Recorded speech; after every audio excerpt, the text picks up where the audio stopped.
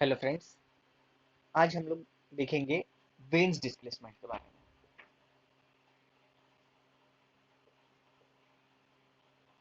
अब veins displacement में क्या बताया गया है? वेन्स हमें यह बताया गया है कि अगर कोई भी गिवन वेवलेंथ है कोई भी एनर्जी की, तो वो इन्वर्सली प्रोपोर्शनल रहेंगे उसके टेम्परेचर की जितना। मतलब wavelength is inversely proportional to given temperature. या आप इसको उल्टा भी बोल सकते हो। At any temperature the wavelength of particular energy is equals to inversely proportional to wavelength। आप दोनों चीज बोल सकते हो। ये वेन्स ने बताया कि वेवलेंथ जो है वो इन्वर्सली प्रोपोर्शनल रहेंगी टेम्परेचर। छोटी सी बात है, अगर हम लोग प्रोपोर्शनल की साइन हटाएंगे तो क्या चीज आ जाएंगी? कांस्टेंट आ जाएंगी। वो कांस्टेंट को बी लिख देंगे। लैम्डा डिवाइड में इधर जाके multiply, T lambda is equals to B मिलेगा। या तो lambda T is equals to B बोल दो, एक ही बात है। बी क्या है? कांस्टेंट है। अब ध्यान में रखना है कि अगर ये कांस्टेंट है तो कितने ही लैम्डा टी को मैं मल्टीप्लाई कर लूँ वो सभी एक दूसरे के इक्वल हो जाएंगे। Therefore lambda one T one is equals to lambda two T two is equals to lambda three T three, ऐसे लिख सकते हैं हम लोग। यही बस वेन्स ने बताया है। इसमें ज़्यादा कुछ ऐसा बड़ी बात उन्होंने की नहीं है। बस उन्होंने ये बताया कि wavelength is inversely proportional to temperature होती है कोई भी पर्टिकुलर एनर्जी के लिए, या पर्टिकुलर वेवलेंथ पे टेम्परेचर इनवर्सली प्रोपोर्शनल होता है उस पर्टिकुलर एनर्जी के लिए। तो अब हम लोग इसकी डेफिनेशन भी देख लेंगे और इनकी यूनिट्स वगैरह देख लेंगे कैसे क्या होती है, कांस्टेंट की वैल्यू क्या हो सकती है। तो चलिए देखते हैं।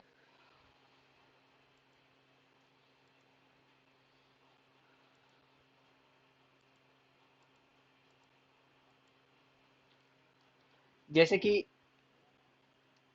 वेन्स डिस्प्लेसमेंट का मैं बता रहा था, क्या बोला है उन्होंने? थर्मोडायनेमिक कंसिडरेशन क्या ले लिया है कि प्रोडक्ट ऑफ वेवलेंथ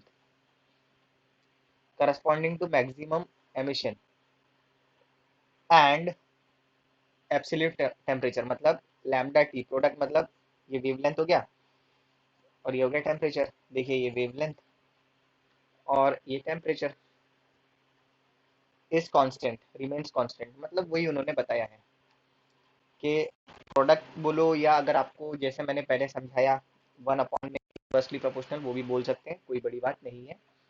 दोनों चीजें सेम है, one and the same thing है। तो जैसे मैंने बताया था lambda one T one is equal to lambda two T to.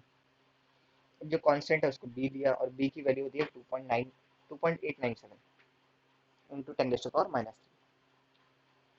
Unit ध्यान में रखना है मीटर केल्विन्स। ये क्या है? Metre Kelvin's. किसकी? कांस्टेंट की यूनिट है।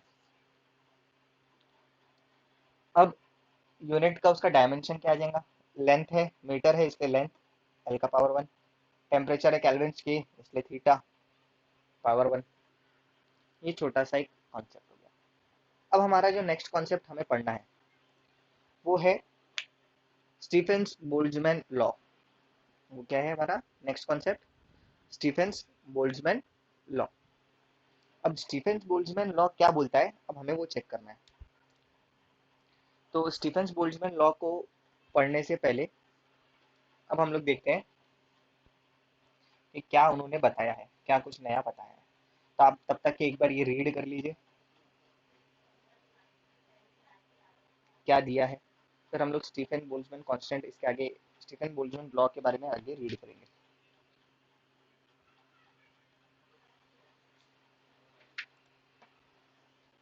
चलिए, तो अब Stefan Boltzmann law of radiation देखते हैं। उन्होंने क्या बताया? उन्होंने ये बताया है कि कोई भी ब्लैक बॉडी का emission power is directly proportional to fourth power of temperature. ये उन्होंने अपने स्टेटमेंट में बताया। देखो, रेट ऑफ एमिशन बोलो या radiant energy per unit area बोलो, एक ही बात है। ठीक है, ऑफ परफेक्ट ब्लैक बॉडी, किसके बारे में बोला है? ब्लैक बॉडी किसके प्रोपोर्शनल है? Fourth power of its absolute temperature, मतलब RB proportional to T⁴। Proportional की साइन हटाएंगे, एक कांस्टेंट लगा देंगे, इसको स्टीफेंस कांस्टेंट बोल देंगे। सिग्मा बोलते हैं, उसका साइन का नाम सिग्मा है और इसे स्टीफेंस कांस्टेंट बोला जाता है। ये हमें ध्यान में रखना है। इसकी वैल्यू 5.67 इंटू 10⁻⁻8 होती है, ये भी ध्यान में रखना है। अब जैसे कि हम लोग ने ऑलरेडी पढ़ा हुआ है, एमिशन पावर का मतलब क्या होता है? हीट अपॉन या radiant energy upon area per unit time. तो हम लोग आर की जगह पे ये रिप्लेस कर सकते हैं। तो ये ध्यान में रखना है, छोटे छोटे फॉर्मूले। R is equal to Q upon A T भी हो सकता है। अगर ब्लैक बॉडी है तो ब्लैक बॉडी लिख देंगे, कोई फर्क नहीं पड़ेगा। नहीं है, सादी बॉडी है तो भी कोई फर्क नहीं पड़ेगा। लेकिन जब सादी बॉडी आती है, अगर ब्लैक बॉडी नहीं है, वो नॉर्मल बॉडी है, तो हम लोग E sigma T raise to power 4 लिखेंगे। एक कांस्टेंट और लगा देंगे, कोएफिशिएंट ऑफ एमिशन और लगा देंगे। और कोएफिशिएंट ऑफ एमिशन आप लोग ने ऑलरेडी पढ़ा है।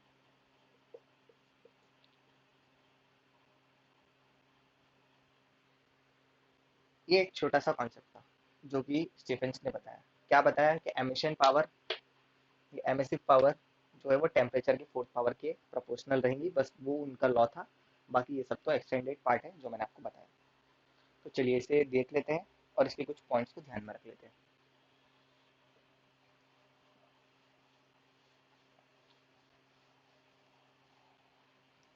अब इसके जो पॉइंट्स मैं आपको बताने वाला हूँ वो देख लेते हैं।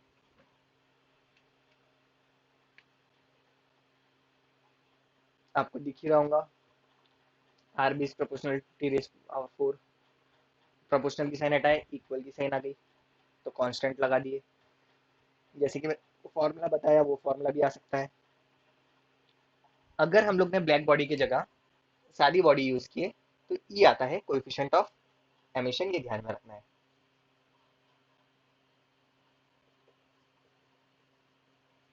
ये एक नोट करने वाली बात है, अगर सादी बॉडी है तो ई आएगा फॉर्मूले में। ये एक छोटा सा पार्ट जो है वो आपको ध्यान में रखना है। अगर ब्लैक बॉडी दी है तो कोएफिशिएंट ऑफ एमिशन लिखने की जरूरत नहीं है, क्योंकि ई की वैल्यू 1 हो जाती है वहाँ। यहाँ ई की वैल्यू अगर कुछ और रह सकती है 1 से छोटी, इसलिए हमें लगाना पड़ता है। तो एक नोट करके आपको रखना है। अब इसी के कुछ पॉइंट्स हम लोग देखते हैं रिमेंबर करने वाले। क्या चीज रिमेंबर करने वाली है? ब्लैक बॉडी के बारे में देखेंगे। जनरली ब्लैक बॉडी के बारे में देखेंगे क्या हो सकता है।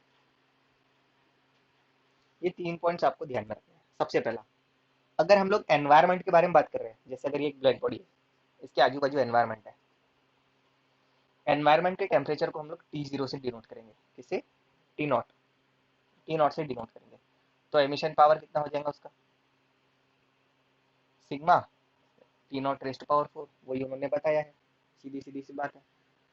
वैसे ही अब ये ब्लैक बॉडी है, उसने बाहर एनवायरनमेंट में अपनी एनर्जी दिया, बाहर एनर्जी अपनी दिया।